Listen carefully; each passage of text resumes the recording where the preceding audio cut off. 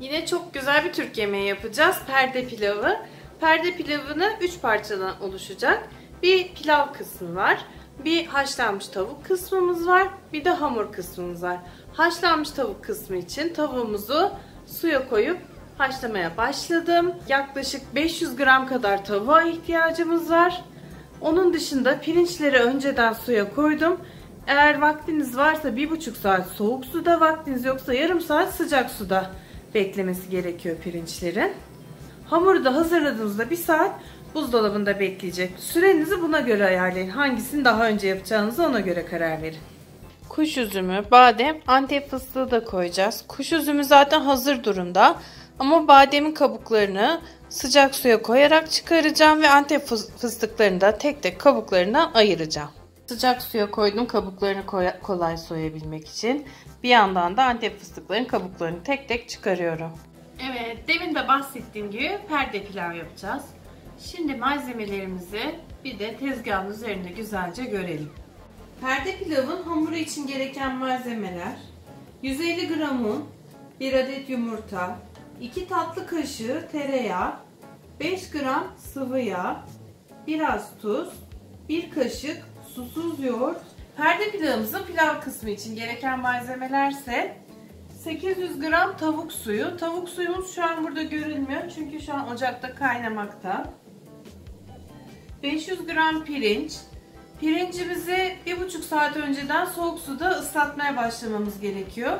Eğer vaktimiz yoksa da yarım saat önceden sıcak suda ıslatmamız gerekiyor. 20 gram Antep fıstığı, 60 gram tereyağı, 60 gram badem, 20 gram kuş üzümü, biraz karabiber, biraz tuz. Onun dışında 500 gram kadar tavuk göğsüne ihtiyacımız var. Ben tavuk göğsü sevmediğim için tavuk butları haşlıyorum. Tavukları haşladıktan sonra didikleyeceğim. Onları ayrı kullanacağım. Ve haşladığım suyu da tavuk suyu olarak kullanacağım. Ben şimdi işleme öncelikle hamur hazırlamakla başlayacağım. Çünkü hamuru hazırladıktan sonra streç filme sarıp buzdolabında 1 saat bekletmem gerekiyor. Zamandan kazanmak için önce hamurumu yapıyorum.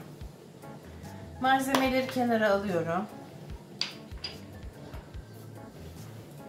Tezgaha unu döküyorum. Ortasını havuz gibi açıyorum.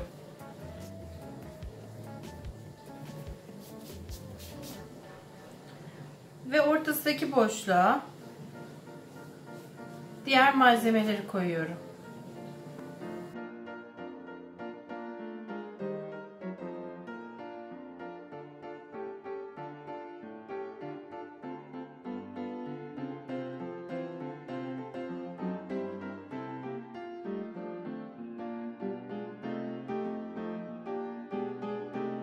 Biliyorsunuz tereyağımız, kendi yaptığımız tereyağımız, videosunu yukarıdaki linkte görebilirsiniz.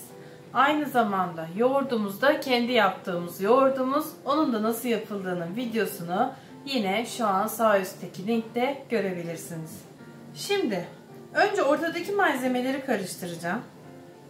Sonra yavaş yavaş undan da ala bunu hamur haline getireceğim.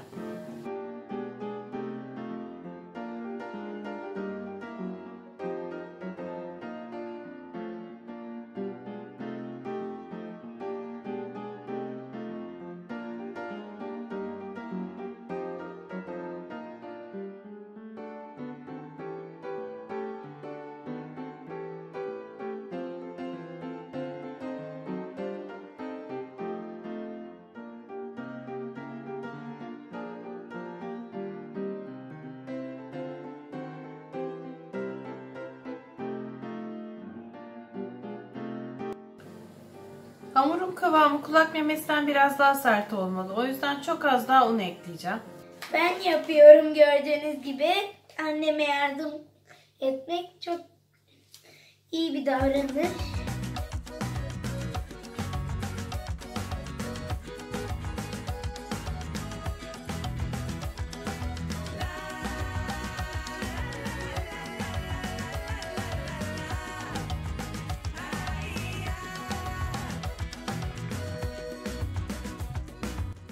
Ben şimdi anneme devrediyorum işlemi. Hamurumun kıvamı bu şekilde hazır. Şimdi ben bu hamurumu streç filme sarıp buzdolabına koyacağım. 1 saat dinlenmek üzere. Şimdi perde pilavımızın pilavını yapmaya başlayacağız. Bu pilav iç pilav olacak. Tavayı ocağa koyuyorum. Tereyağı. Suyunu iyice süzdüm. Pirinçlerimi de tavaya boşaltıyorum. Ve kavuruyorum.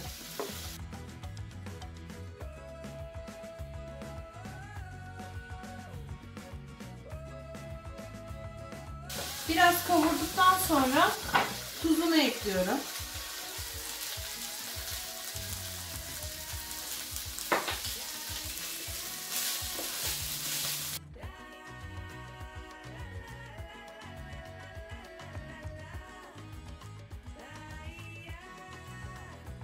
Bu arada tavuk suyumun kaynar olması gerekiyor.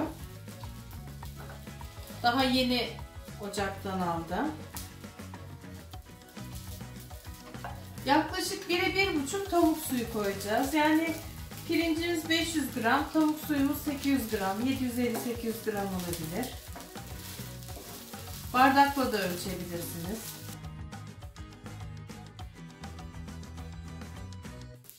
Pirinçlerimiz iyice kavruldu. Tavuk suyunu çok yavaş yavaş karıştırarak ekleyeceğim.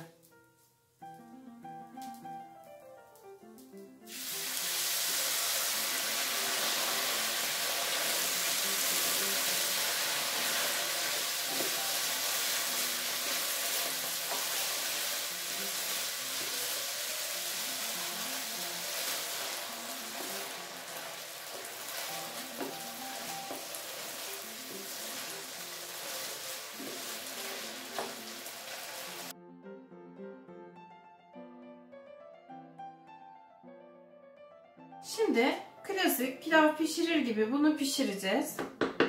Şu şekilde su fokurdayana kadar yüksek ateşte başlarda, daha sonra çok kısık ateşe getireceğiz. Kapağını kapatacağız. Pilavımız pişecek. Daha sonraki aşamalara devam etmek için de pilavımızın soğumasını bekleyeceğiz. Pişecek, soğuyacak. Ondan sonra pilavın diğer aşamalarını yapacağız. Ben şimdi pilavımı artık normal ocağıma alacağım. Burada diğer işlemleri göstereceğim. Şimdi pilav bir yandan pişerken ben diğer işlemleri de yapayım. Ayrı bir küçük tavaya tereyağı koydum. Ve içerisine kuş üzümünü ekliyorum. Kuş üzümünü tereyağında güzelce kavuracağım.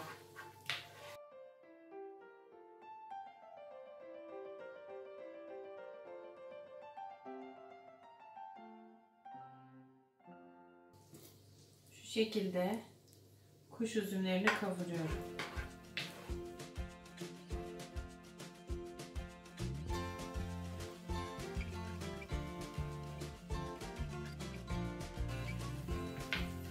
Kuru üzümler iyice şişti. Bu pilavın üzerine dökmeye hazır. Şimdi bunu ayrı bir kaba alıyorum. Çünkü pilavım hala pişmekte. Soğuduktan sonra bunları ekleyeceğim biliyorsunuz. O yüzden bunu tekrar ayrı bir kapta bekletiyorum. Bademi ve Antep fıstığını kavuruyorum. Çiğ badem kaynar suda birkaç dakika beklettim. Kabuklarını soydum. Antep fıstıklarını tek tek kabuklarını ayıkladım. Şimdi bunları yağda kavuruyorum.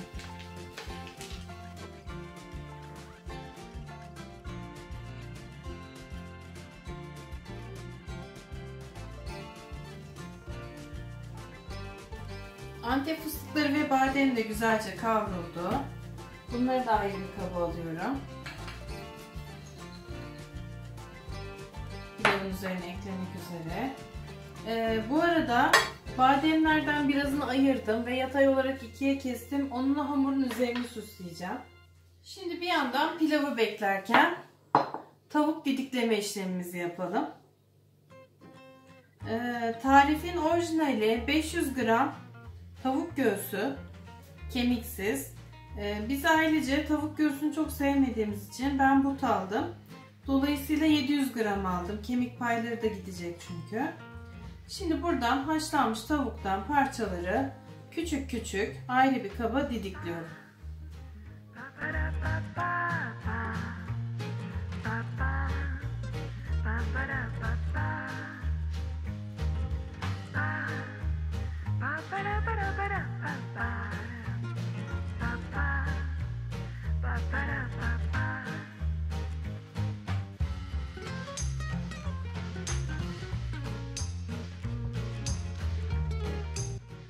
Tavukları didikledim. Böyle küçük küçük duruyorlar.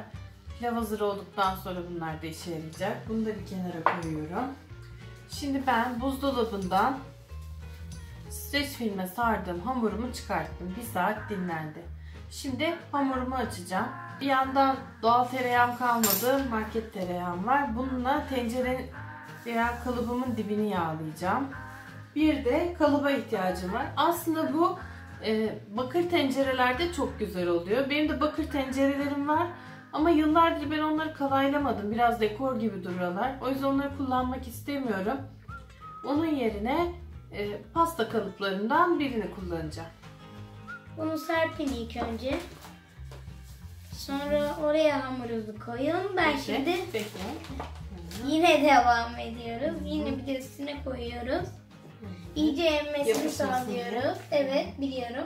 Güzelce. Tamam mı anne?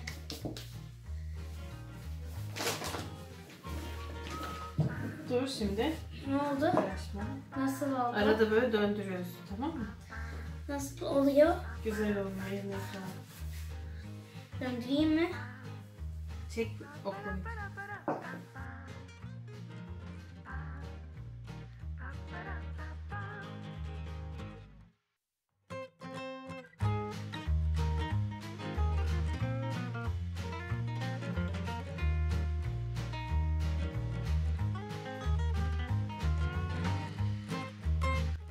Tahan bizim için hamuru yoğurdu, açtı, hazırladı.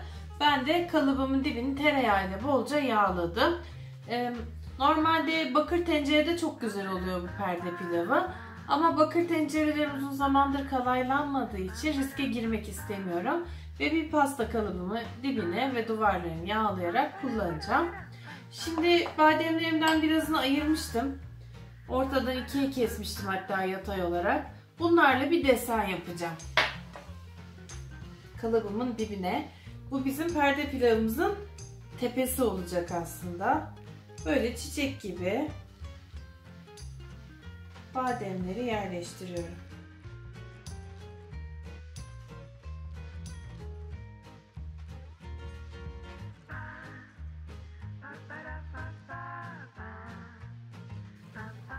Bademleri dizip deseni yaptım. Şimdi hamurumu alacağım. Kalıbımın içerisine yerleştireceğim.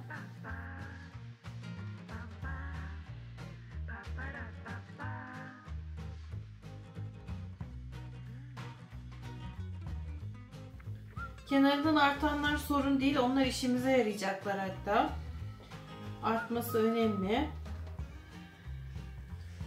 Bu kenarından artanları bütün işlemler bittikten sonra üzerine kapatacağız. Evet, bu şekilde hamuru yerleştirdim. Şimdi pilavım pişmişti ama soğumaya bırakmıştık hatırlarsanız. Onu son haline getirelim. Evet, şimdi pilavımı getirdim. Tereyağında kavurduğum kuş üzümlerim vardı, şişmişlerdi. Onları ekliyorum üzerine.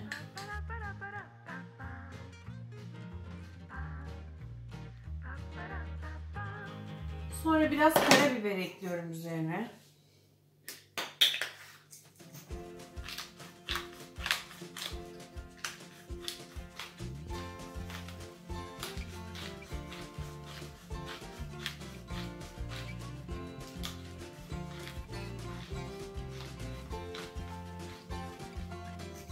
kadar karabiber yeterli. Ve yine kavurduğum Antep fıstığı ve badem karışımını üzerine döküyorum. Ve bunu karıştırıyorum.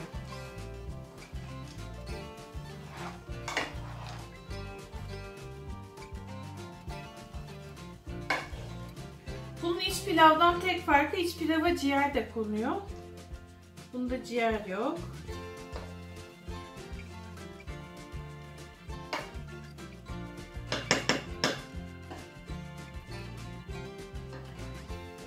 Pilavımız böyle bile nefis. Bakın şu şekilde pilavımız.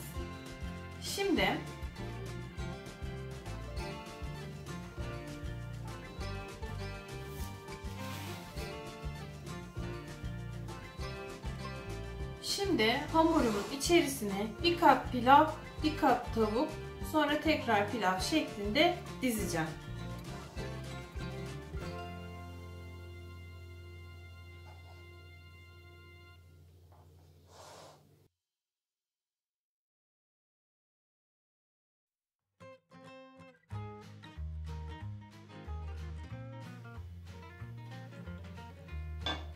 Şimdi pilav katmanımı koydum.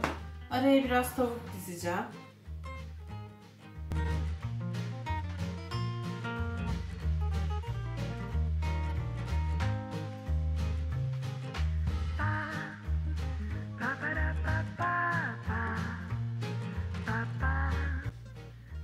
Şimdi tavuk katmanını yerleştirdim. Tekrar pilav koyuyorum.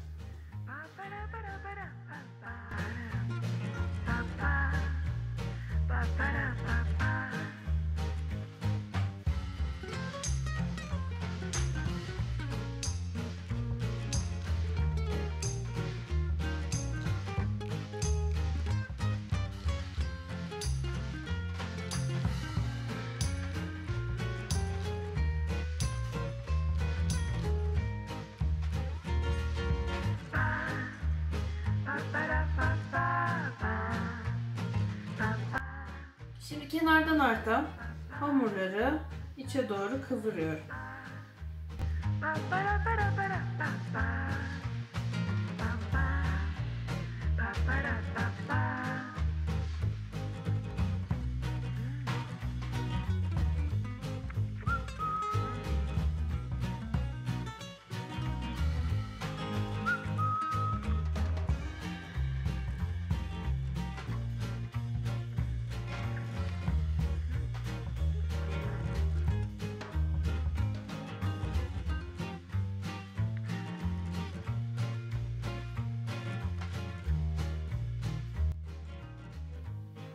Kenardaki artan parçaları da kıvırarak üzerine örttüm.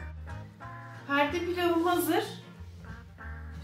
Fırınımı 200 dereceye getireceğim ve pilavımın dışındaki hamur alttan üstten kızarana kadar pişireceğim. Daha sonra ters çevirip servisini yapacağız.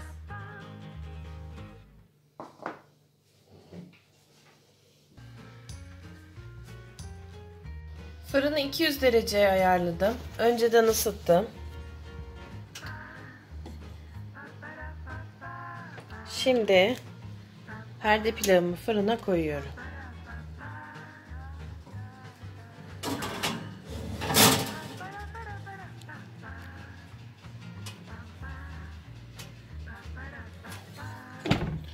Altı üstü iyice kızarana kadar pişireceğiz. Diyelim ki üstü kızardı gördük, altından emin değiliz. Yine onu bir kaba ters çevirip çıkarabiliriz ve çıkarttıktan sonra çıkarttığımız servis tabağında ısıya dayanıklı olması lazım. Çıkarttıktan sonra da üzerine hafif kızartabiliriz. Şimdi bunu kalıptan servis tabağına çıkaracağım. Buraları güzel kızardı. Eğer arka taraf bu kadar kızarmadıysa servis tabağındayken biraz daha fırına koyup üstünü kızartacağım. Kızardıysa sorun yok.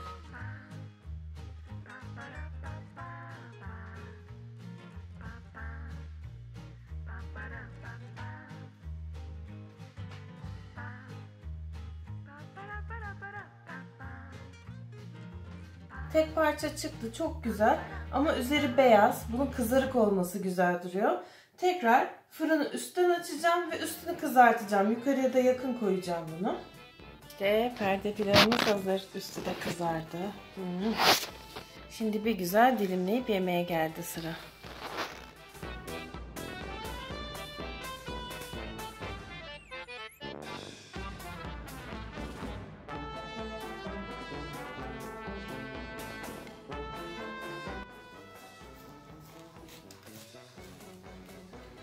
Annem çok güzel bir ismini ben pek hatırlamıyorum. Perde pilav. Perde pilav işte. Perde pilav yapıyor. Ben ismini pek hatırlayamadım da ilk defa duyuyorum.